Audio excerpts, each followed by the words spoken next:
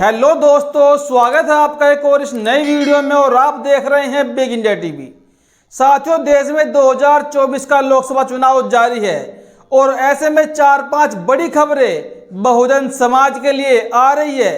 एक खबर साथियों दिल्ली से रितु सिंह प्रोफेसर को लेकर आ रही है और साथियों एक खबर बागपत से, बहुत बड़ी खबर, समाजवादी पार्टी के लिए झटका और बसपा के लिए बहुत बड़ा फायदा बागपत में हो रहा है। पूरी खबर साथियों आपको बताऊंगा विस्तार से। और एक साथियों आपको बताऊंगा वाराणसी की खबर को लेकर।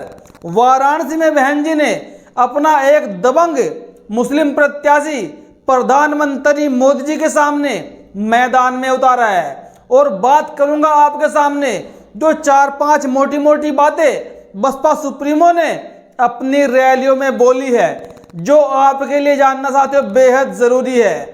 साथियों सबसे पहले बात करते हैं प्रोफेसर रितु सिंह को लेकर। आप जानते हैं प्रोफेसर रितु सिंह दिल्ली यूनिवर्सिटी में प्रोफेसर थी, लेकिन डॉक्टर रितु सिंह जो वहां पर प्रोफेसर थी उनको वहां के मौजूद जातिवादी लोगों का, मनुवादी लोगों के चाल का शिकार होना पड़ा और उनको ये नागवार गुजरा कि डॉक्टर रितु सिंह जो दलित समाज की बेटी है वो मनुवादियों के बगल में कुर्सी पे बैठकर छात्रों को पढ़ाए। उनको वहां पर साथियों ये नागवार गुजरा और इसलिए साथियों उनको उस यूनिवर्सिटी से नौकरी से बाहर निकाल दिया। हालांकि रितु सिंह ने साथियों 1 साल तक दिल्ली के अंदर जंतर मंतर पर धरने, प्रदर्शन, हंगामे, पता नहीं क्या क्या किया और उनकी छवि देश में ऐसी बनी कि उनको पूरा देश जानने लगा और उनका समय समय पर सबने समर्थन किया।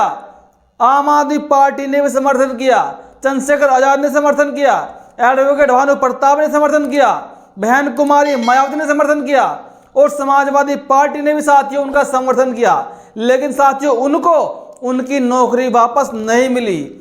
ऐसे ही साथियों दिल्ली के अंदर एक और बहुजन समाज के कद्दावर स्पीकर प्रोफेसर लक्ष्मण यादव की नौकरी छीनी गई। वो भी दिल्ली की यूनिवर्सिटी में साथियों ठेके पर प्रोफेसर थे, उनको भी वहां से निकाल दिया गया बिना नोटिस दिए, बिना किसी कारण के वहां से निकाल दिया गया। और साथियों अब जो खबर आ रही है वो खबर आ रही है प्रोफेसर रितु सिंह को लेकर कि प्रोफेसर रितु सिंह को इस बार लोकसभा का चुनाव लड़ना चाहिए। जी हाँ साथियों, उनको लोग लगातार मैसेज कर रहे हैं, कमेंट कर रहे हैं और उनको कह रहे हैं कि आप ने बहुजन समाज के लिए आवाज उठाई है, आप बोलना जानती है।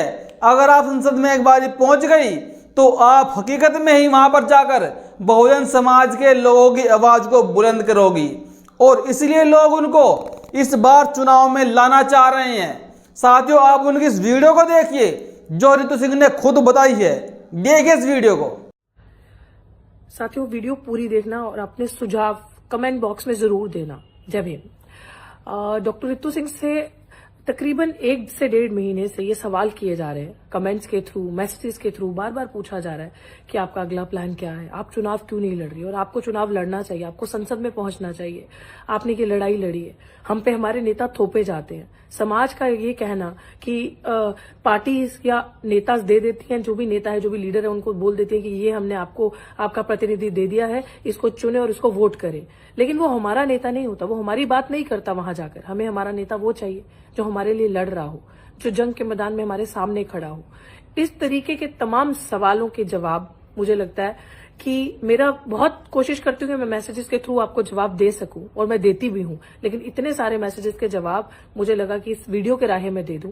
साथियों आपने वीडियो देखा, रितु सिंह साफ साफ आपसे पूछ रही है क्या उनको चुनाव में आना चाहिए।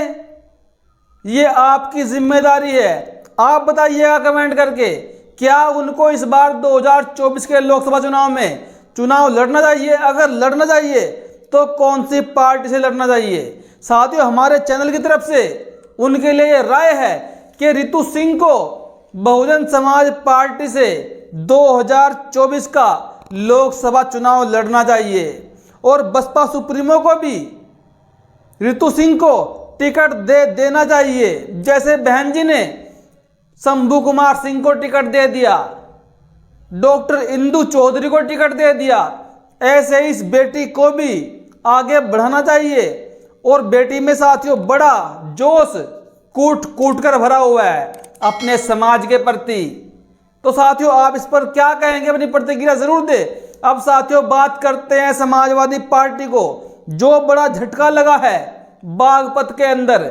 26 सभासद समाजवादी पार्टी के, समाजवादी पार्टी को छोड़कर उन्होंने बागपत के अंदर बसपा की सदस्यता ग्रहण कर ली है। बड़ी खबर है साथियों, समाजवादी पार्टी को बड़ा झटका लगता हुआ, समाजवादी पार्टी के लिए बहुत बुरी खबर और बहुजन समाज पार्टी के लिए साथियों बड़ी खबर। 26 सभासद कौन कौन से हैं मैं आपको 1 मिनट के अंदर अंदर उनके नाम बताना चाहूंगा। अपनी स्क्रीन पर भी आप देख सकते हैं मोटे मोटे अक्षरों में। सपा को छोड़कर बसपा में शामिल हुए 26 सभासद। बागपत विज्ञप्ति, बहुजन समाज पार्टी के जनपद के मुख्य कार्यालय पर समाजवादी पार्टी छोड़कर आए प्रदेश सचिव, जिला उपाध्यक्ष, जिला सचिव, अन्य पदाधिकारियों एवं बागपत के 14वें बड़ौत के 12 सभासदों ने सभा छोड़कर बसपा की सदस्यता ग्रहण की। जिला अध्यक्ष विक्रम भाटी ने बताया कि दिलशाद कुरैशी, इरफान तालिब, महमूद राणा, सावेज कुरैशी, अली हसन रियासत, जुनैद, मोहम्मद गुलजार, कौशिक, मीर हसन, अतीक, नईम, अशफाक प्रधान, अकरम फौजी, जावेद मलिक, इंतजार इब्राहिम चौधरी, शहजाद सलीम बसपा में शामिल हुए। मंडल प्रभारी वीरेंद्र सिंह ने सभी को सदस्यता ग्रहण कराई। मोहित आनंद मांगेराम, जाटव, बबलू कौशिक, श्याम सुंदर गौतम, बाबू राणा, हरपाल सिंह, इरफान पठान आदि मौजूद रहे। साथियों ये वो 26 सभासद समाजवादी पार्टी को छोड़कर बसपा में शामिल हो गए।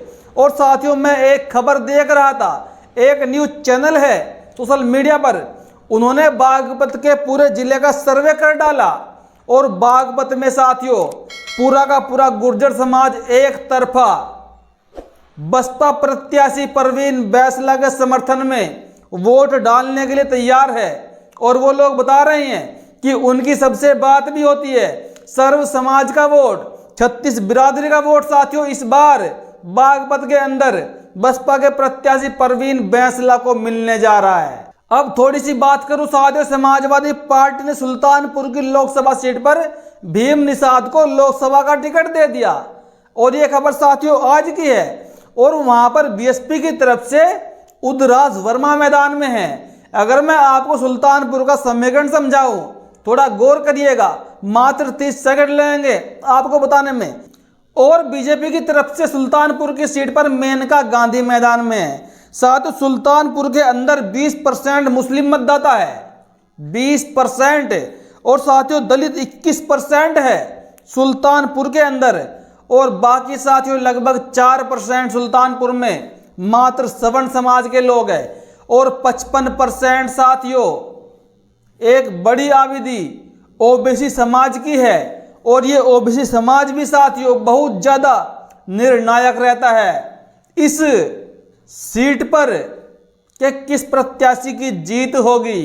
और यहाँ पर साथियों बीएसपी की तरफ से ही भी पिछड़ा प्रत्याशी मैदान में है और समाजवादी पार्टी की तरफ से भी पिछड़ा प्रत्याशी मैदान में है। अगर बात करूँ बीजेपी की तो बीजेपी की तरफ से यहाँ पर मेनका गांधी मैदान में है, जो वरुण गांधी की मम्मी है वो मैदान में है। हालांकि लोग ये कह रहे हैं कि मेनका गांधी को तो चुनाव लड़ना वहां से छोड़ देना चाहिए, क्योंकि वहां पर दबदबा समाजवादी पार्टी और बसपा का है।